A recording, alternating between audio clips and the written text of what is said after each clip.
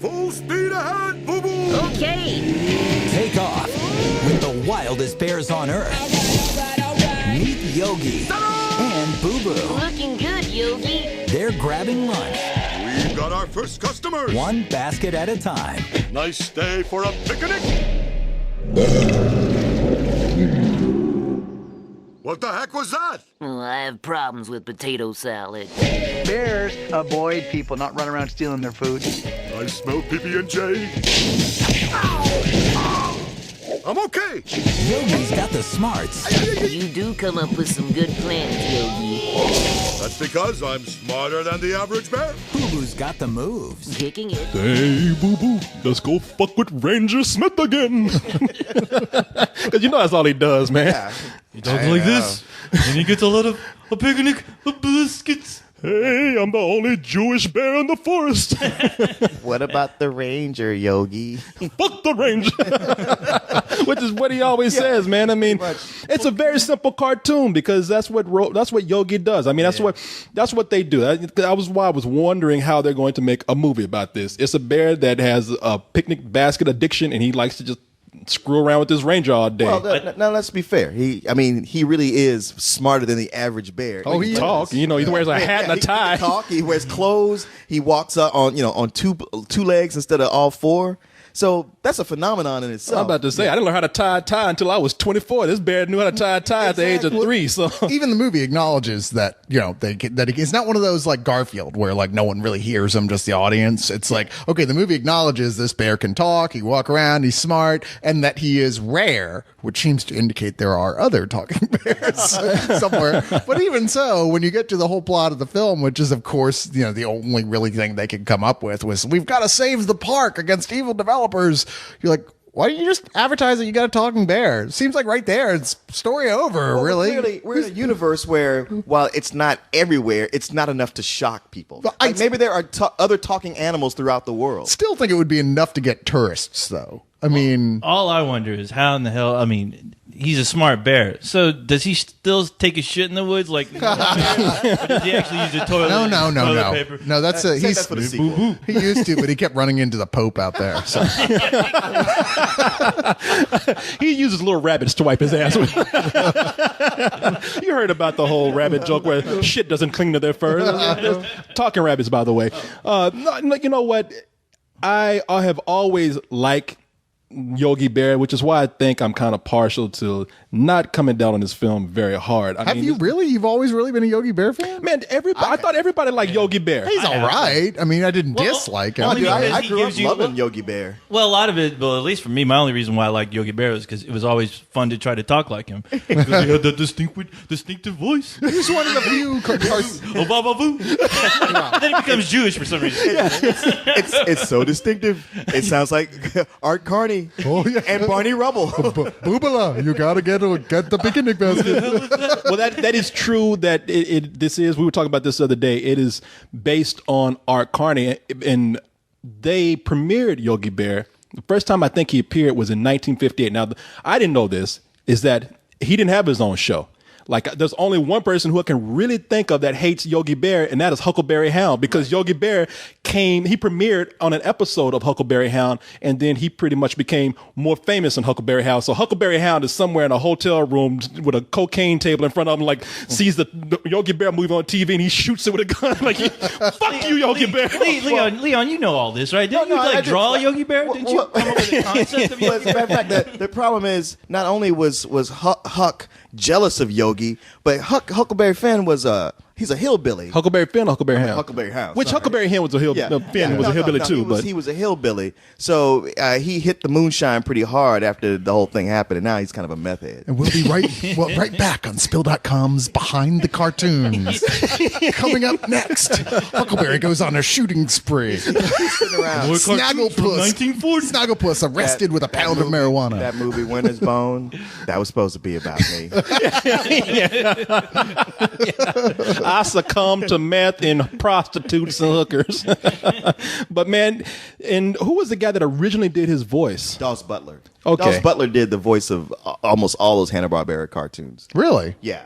Even Snagglepuss? He's the best. Probably so. Really? I mean, Wow. he was like, you know what? Mel Blanc gets all the credit for being like the most versatile voice actor. Right. He probably was the most, but Dawes Butler was a close second. Huh. And he's done voices for just almost everybody in the Hanna-Barbera catalog and a bunch of others that that you've seen. And so they get Dan Aykroyd for this, where from the trailer I was like, oh shit, here we go. Watch it. He actually did a pretty decent job. He really did. He did. I was scratching my head like, out of all the voice actors out there, Dan Aykroyd, was he really like not doing anything? Hey, Ghostbusters ain't happening right now. Might as well. Well, hey, now, I don't know if you remember, but Dan No. Aykroyd is the guy who never says no. Yeah, no, he is. And, but he's Dan Aykroyd is the guy that Michael Caine would look at and go like, Jesus, man, you take everything. he stays involved with a lot of production stuff too, but it seems like when he performs, he wants to do family stuff more than not, and that's fine. Whatever. I mean, He did an amazing job. I mean, Well, I mean, give him that. it's you see interviews with him about this, which yes, embarrassingly, I watched an interview with Dan Aykroyd about playing Yogi Bear, and he's so serious about it. Like you'd think he's on like what's that Bravo show with James Lipton? Behind the actor's studio. So you Inside the actor's studio. Yogi Bear, tell us about that. Well, I see, I can believe that because I was thinking about Dan Aykroyd when he was on Saturday Night Live. He was a technician. Like whenever he threw himself into a role, he really studied it. He was, he was almost like a scientist about it. And he's done a bunch of shit, movies in between, just stuff to get by. But I can see him taking this on from the way he played him, because to me the greatest strength of this movie is how true it stayed to Yogi Bear. They never do that anymore. They never take an old character and try to stay true. They try to hit, like you look at Alvin and the Chipmunks. It's like, okay, we got to have him rap. Yeah, and this is Warner Brothers' answer to Alvin and the Chipmunks. Yes. I mean, back when it was like about 3 years ago as of this recording, and Warner Brothers just said, those chipmunks make a lot of fucking money. We need to bring our talking animal movie into our CG talking animal movie into our fold right here. And so, what do we own? Yeah, exactly. So they got a lot of them. So they decided to do Yogi Bear. And look, after seeing stuff like Garfield, even though I just adore A Tale of Two Kitties. I love that movie. No, I'm kidding. You saw that? Even Bill Murray doesn't like that. Come on. It's funny because Bill Murray has said, I know we're going off on a tangent here, but Bill Murray was interviewed after doing the first Garfield, and he's like, yeah, that was a mistake. I don't know why I did that. And turns around and does A Tale of Two Kitties. So He probably signed a contract to to sequels. I guess so. Yeah. Plus the dump truck of money they drove up to his house. There's that I'm never doing another one of these. I got a piece of paper that says you are. Oh, yeah, that is true. But now, so you look at movies like Garfield and the Chipmunks and whatever else they put out there, even to a certain level, Scooby-Doo, and you're thinking, not another one. This is going to be terrible.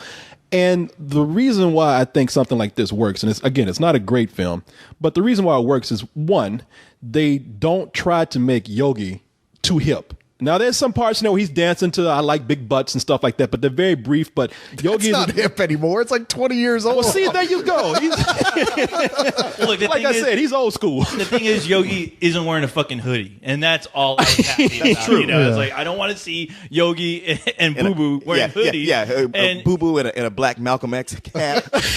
He's militant. Or doing a Matrix move. Stay black, Yogi. Oh, speaking of Boo Boo, wow, Justin Timberlake. Justin Timberlake blew me the fuck away. Wait, really blew you away? Yeah, he did. No, he did, because I honestly thought it was the actual actor who did Boo Boo doing the voice, and when I saw Justin Timberlake at the end of the credits, I was like, why? I was really shocked, but he did a good job. He did. I got to say, both of them together. I don't think anybody was incompetent in this film, but y'all are talking about, and y'all sitting next to y'all are like sitting next to a bunch of gibbons. You were laughing so much. I'm like, what is funny? This isn't funny. This is funny if you're 8. No, there's nothing It's not wrong funny with that. if you're Cyrus. It's not, Yeah. it's not offensive by any stretch of the imagination, and what they were trying to do, they completely did. But it wasn't funny. You know what? I'm not inviting you over to my McDonald's party. Thank you for that, by the way. maybe it's because we're just bigger cartoon files than you. Yeah, maybe so. But there were just so many things. Like, I mean, one, I was just appreciating the hell out of it, just like I said, because it really was truly Yogi Bear, where all these other movies, they go off script so much, you just don't even expect anything from them. And there were just lots of little asides, little line here and there. Some of the other actors they had. The guy who plays the bad guy, I can't remember. The mayor. And he's a he was one of the actor. best things about it. He's a scene stealer. I mean, that guy, that guy was phenomenal. Andrew Daly. Daly. Because He's that's one what of the comedic story. actors who I keep seeing pop up and stuff. Yeah, because that's what the story is about. I mean, that's what makes it not so great. I mean, this is a stretch for what is essentially, the 2 or 3 minute, 4 minute, 5 minute cartoons. So they have to rely on things like, the Jellystone Park is in trouble. Let's find a way to earn some money and get people in so that they don't close it for some big shopping mall development or whatever. The evil developers. Yeah, the evil which developers. We've seen 80 billion Yeah, so the times. mayor is coming in, and that's Andrew Daly, who is great. I mean, he's very funny, just because he's an evil politician, but he's so snarky that you love his little quips. Well, and I mean, but sorry, she talk about like why we were laughing. It's like, wow, you have the villain. He's doing his plan. It's so callous.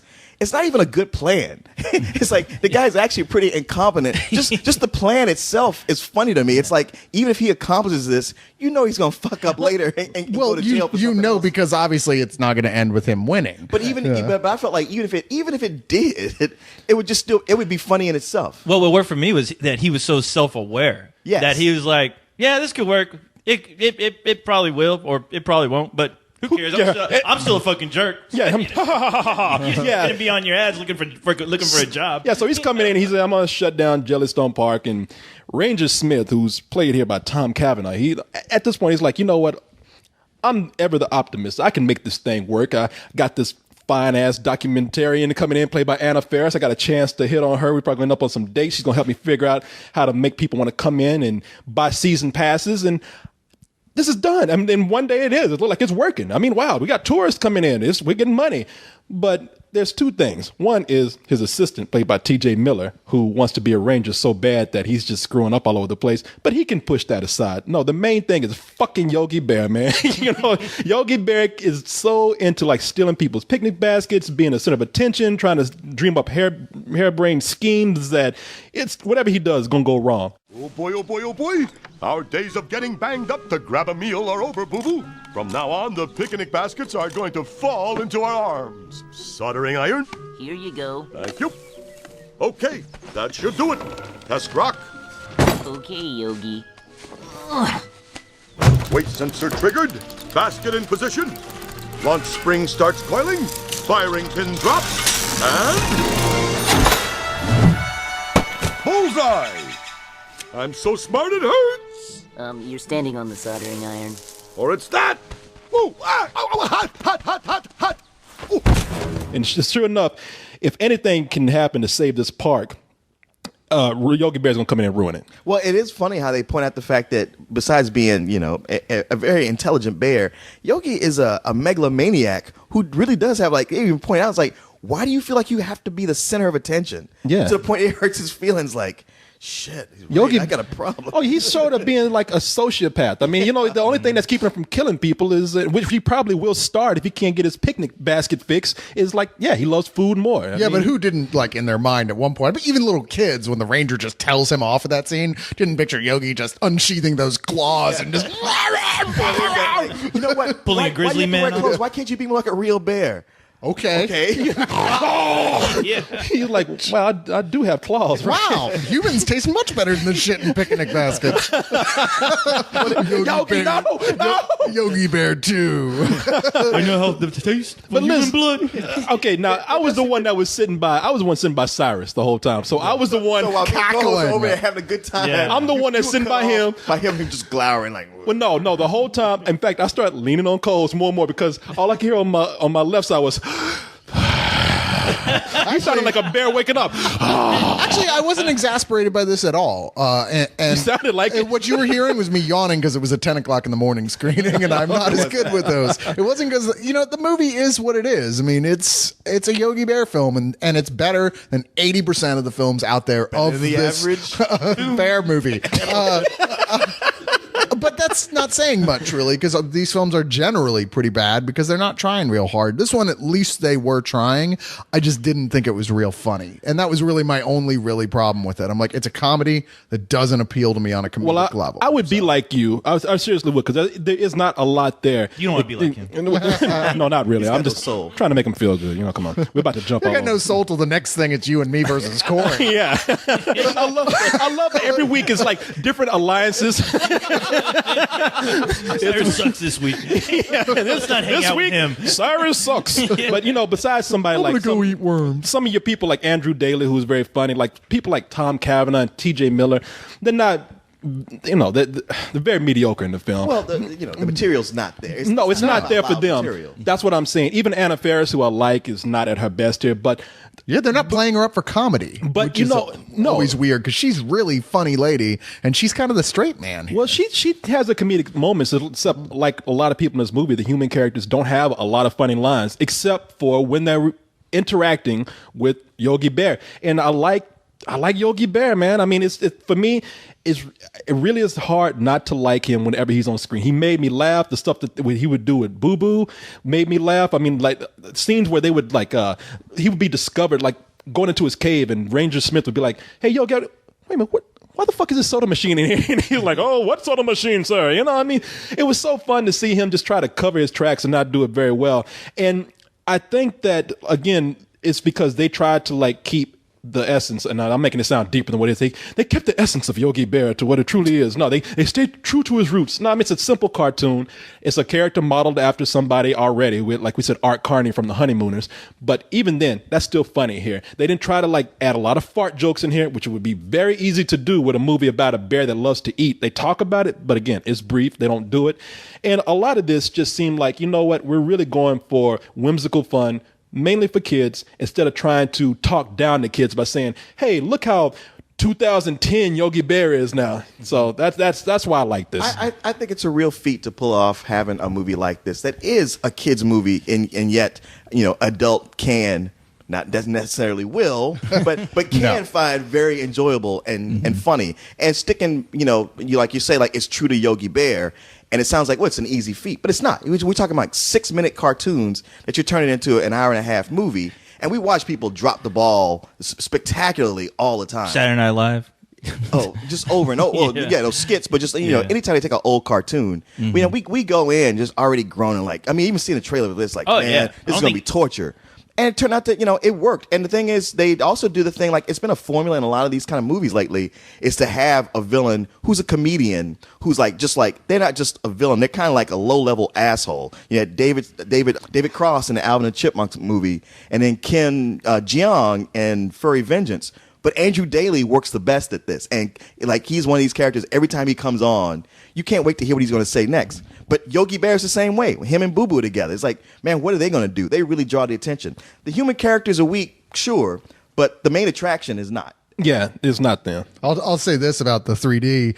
It's the only time I've ever actually ducked in a movie because they're kind of not really doing much with it. And then there's a shot about 20 minutes in where something flies very unexpectedly at the screen. And I was like, ah! It's a movie where the 3D does work, which was surprising. It's like, wow, this doesn't look like the other converted shitty 3D movies I've seen. It's not converted. It made that's why. Yeah. And the thing is that, you're right. As far as, they managed to get the Yogi Bear that we're all familiar with. We know him inside and out, not to get gross, but that Yogi Bear that we saw in those old cartoons, it just it seemed like he just walked in, did this movie, and I was like, okay, this is Yogi Bear, and it's a very simple story, but that's why I actually stayed and watched those cartoons, while they were on, because they were fun cartoons, and this was a fun movie, and it very much is a kids movie, and it didn't play down to someone like me, and it actually entertained me. There's little quirky things about that movie that I actually really liked, and the villain, the main villain is he's gold. I mean, which is what I think a lot of these movies suffer from. It's not having a good villain. So, you want to cheer Yogi Bear on in this movie. Well, you bring up a good point by saying, I was talking about how they don't try to make Yogi Bear too hip for kids. I mean, they also do the opposite thing of not trying to force too much adult humor in here, hidden adult humor for the parents to see. I mean, is, I'll go ahead and just sum it up because I think we all agree except for Sourpuss. I have a feeling the fans are going to take my side on And this you know one, what? They but can I'm just because saying. They can't. Yeah, good luck. Have fun with it. You know what? Fuck the fans, boo. Yeah, fuck the fans, Cyrus. I mean, it's like Don't this. worry, Cyrus. Those guys are crazy. And that's See fine. it now. Listen, because I already hear it. People are going to compare it to another movie. You gave this movie a rental, and you're going to give Yogi Bear, man. You can't compare movies of different genres, different types, different categories. Everything works within their own thing. And this is by no means a film I'm going to go run down the street telling people, man, you know, fucking Yogi Bear, you got to see that. No, I'm not going to run out telling people that. It's not that good of a movie. But the main thing that they remembered, what worked about it is Yogi Bear. And if it works, don't change it. And that was their biggest strength. They didn't change that. I give it a low matinee. It's perfect as one of those movies to take the family to in the middle of the day on Saturday. And yeah, you'll forget about it, but I guarantee the kids will have a good time while they're there. I see it as a movie where if you have kids, you can take them to see it. You'll all have a good time. Or you might say, like, I'm just going to wait and rent it. But you know what? Your kids will want to watch it more than once, and you'll probably, despite yourself, end up watching it with them more than once. And, for all the reasons we have given out, I just give it a regular matinee. It was a lot of fun, and, it's my favorite kind of screen to go to where it's a surprise, where I'm just like, don't want to do this, don't want to wake up, don't want to sit through this, we're just going to read a book, and end up going like, wow, I'm actually having a good time. The only thing that was a surprise to me was that there was nothing, and I mean nothing hateful in this film, because I really expected to come out of it like, I think everyone expected to see it and go, wow, this was just yet another example of cashing in on something without any effort being put into it whatsoever. And that's not the case here. There was a lot of integrity involved with trying to get it right. But that being said, I was never really a fan of the original Yogi Bear cartoon. I was always like, really? That's it? Okay, whatever. Next. Let's see if that one with all the characters racing each other is on. Didn't I remember what that was called? The Wacky Races. The Wacky Races. Thank you. That was the one I watched. But it is what it is. I wasn't terribly amused by it, but neither did I really hate it. There were moments here and there that made me chuckle, but I can't give it more than a rental. Yeah, I'll go ahead and give it a matinee. Yeah, you're all of you are right as far as it was a movie I was not looking forward to seeing. I was actually cursing when I was in my car going to the theater, going, God damn, why the fuck do I have to see this? Sometimes I really hate my job. It's like going to one of those kid parties where you're not really looking forward to it. You got to go. What are you doing going to kids' parties? And then the moms are all hot. And then you get there, and then you see the drunk grandfather, and he's making you laugh your ass off. Oh, and you're God, just like, okay, you nailed it, dude. Yeah, Right. and you're just like, wow, this is awesome. I'm glad I'm here. It was a fun movie. Yeah, I'm gonna forget it the next day, but it did capture the spirit of Yogi Bear. They didn't try to hip him up, thank God. And it was just an honest, fun movie, and it seemed like everyone involved seemed like they were having a good time making it. So. I enjoyed it. Yeah, and I'm fully expecting to hear people like, "Oh, you guys crazy." I mean, it's a movie that everybody's ready to hate, and I'm telling you, I'm that guy. I'm not trying to be like everybody. I'm not trying to look good. I went there, laughed at Yogi Bear. Yeah, bitch, I laughed. Hey, Corey, I'm not judging you. I'm not putting you on trial. I know why. Why am I looking at you? I'm not judging you either. I'm that guy sometimes. That one guy going, "Look, fuck y'all. I liked it. What can I tell you?" So you didn't like Yogi Bear, huh? No, not really. I mean, growing up. No, it's all right. It was one of a series of Hanna-Barbera cartoons. I went, okay, whatever. I don't really hate it or anything, but it's nothing. It's not turning me. What about Snagglepuss? I like Snagglepuss. He's one of my favorite characters. He's gay. What can you say? Flamboyant gay guys are hysterical. I gotta say, man, look, I'm with him. That's true. I love Roger the Alien. Exactly. Were you more of a Pink Panther fan? No, actually, I was never a Pink Panther fan. No, the movies, yeah, but not the cartoon. Yeah, it's all right. Oh man, no, I'm all with you on Snagglepuss. It's something about looking at like a gay Chippendale that's a lion walking around. Yeah. Oh, heavens to heavens, heavens to Murgatroyd. Chippendale stole the look from him. Oh, I'm sorry. Well, I don't know about you guys. You guys, I was a big fan of Laugh Olympics, so that was like the ultimate Hanna-Barbera. When you bring that was after that was a retread. Yeah, but when you bring them all together, Laugh Olympics was the Love Boat to them. That was like after their careers, they kind of tanked. Yeah. Somebody's like, "Come on, I'll hire you guys for scale and put you in something." I just love that one dog, the one who. Oh, Muttley? Yeah.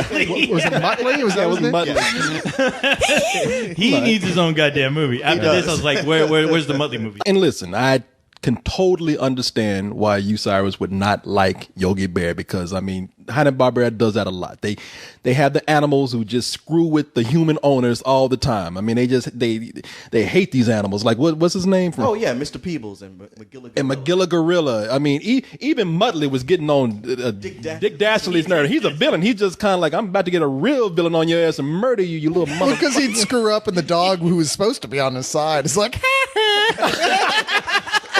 That dog just looked like he didn't give two shits.